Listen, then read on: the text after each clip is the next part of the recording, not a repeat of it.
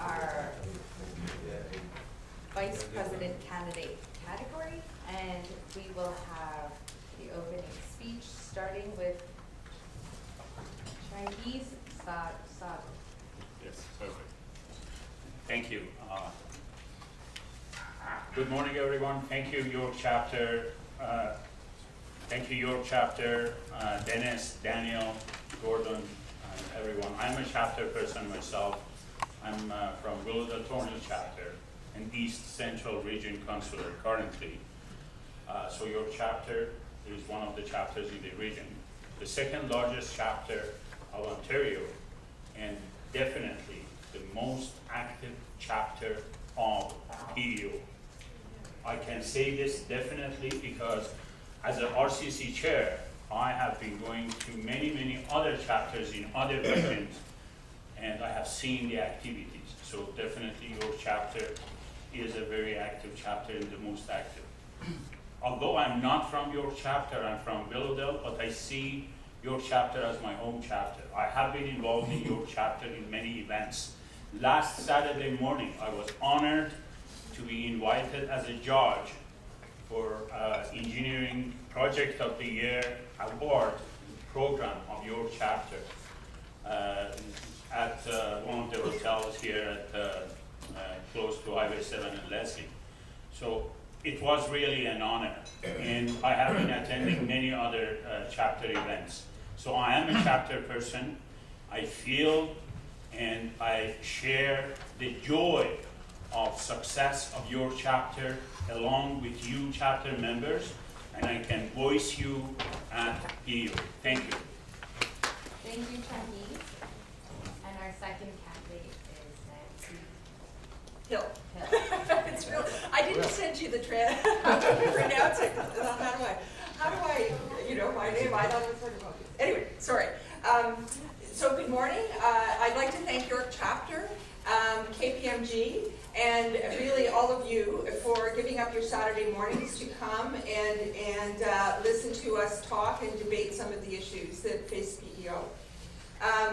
My name is Nancy Hill, and I'm running for the position of Vice President.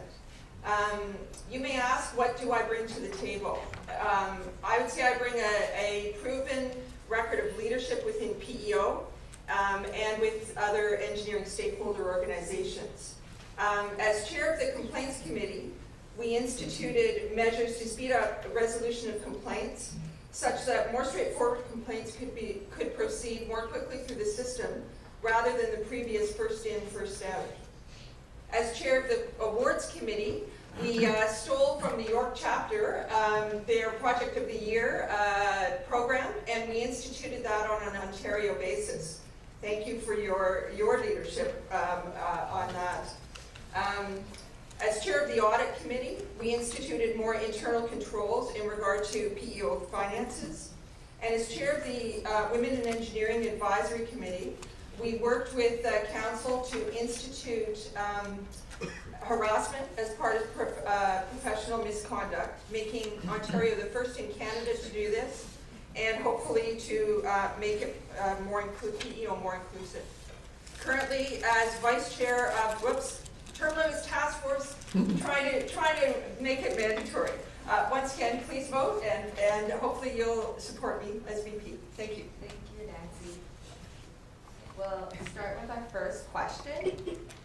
Based on an OSFI report, only 30% engineering graduates in Ontario are working in jobs that require an engineering degree. What actions should be taken, if any, to alleviate the situation? We will start with Nancy.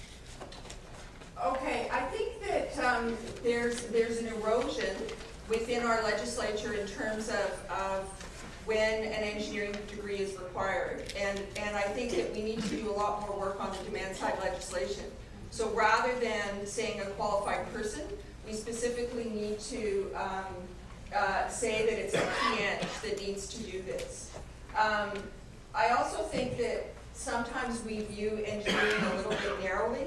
I think there's a lot of emerging disciplines, such as industrial engineering and say biomedical engineering and those kinds of things. And I think we need to look at it very carefully in terms of how we position ourselves, showing that we add value and that there's a need to get licensed, even if in your particular job you may not need it.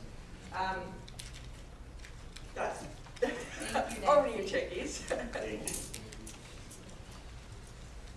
Thank you. I mentioned this before, that one reason that we have low turnout in even number of PNGs in the industry, or the requirement of engineering for many of the type of engineering work. I'm a practicing engineer myself, but my stamp is in its original package that I received in 1999 because I don't use it, I don't need it.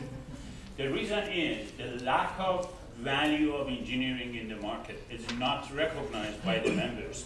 And this is something that we need to increase the value of engineering. We need to raise the profile of engineering.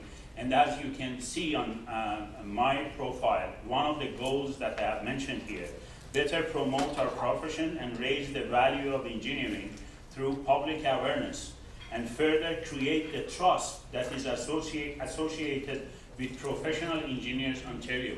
That trust does not exist today, and we together need to create that. Thank you. Thank you, trustees. And our second question is, what do you see as the benefits and drawbacks of the compulsory PEAK program to our profession? And we will start with Chinese. Thank you. Yeah, the PEAK program is not about compulsory the development program. It's about continuing professional development, CPD. But the PEAK program the purpose of PEAK program is to collect information from members. That's it. It's a voluntary action, and even after March 31st, when it's going to be implemented, it will be optional and voluntary to the members. The purpose is just to collect information from the members after 1 year. In June of 2018, when registrar is reporting back to the council, we may have enough information to go back to the members and to the government and to tell them our members are doing whatever it takes to remain competent, and we do not need a mandatory CPD, and that may happen. So the PEAK is about just collecting information, not about CPD. Thank you. Thank you, trustees. And we'll have Nancy. Okay, I think one of the real problems with PEO right now is that we do a great job in terms of gatekeeping. So once you get in terms of getting your license, I think everybody who gets their license is qualified. Once you're through the gate, we don't have any information. And I think PEAK is one way that we get that information. So people come to us, government, looking for labor market information. We don't know that. We don't know how many people are practicing civil, industrial, biochemical. We don't have that information. So PEAK is an opportunity to do that. In terms of the weaknesses, I think it actually could get better information, but I think it's a start. And I think once we start, we can then see where the gaps are. I also think, it's also a really creative program in terms of looking at risk management, and in terms of how much say CPD is recommended for what you do. And it also gives a lot of information for how to reduce that risk. Thank you, Nancy. And finally, we'll have the concluding remarks, and we'll start with Nancy. Okay, so thank you once again for inviting me. I missed my last point in my intro, so I'm going to go start with it. And that is that currently I'm serving as the vice chair of the Council Term Limits Task Force. And in that, we are making recommendations for mandatory term limits for all positions. And we're hoping that with that, we will actually increase turnover, provide new opportunities for people, eliminate the recycling of candidates, and hopefully result in a more diverse council. So I'm really proud of that work. It started with Matthew Z with a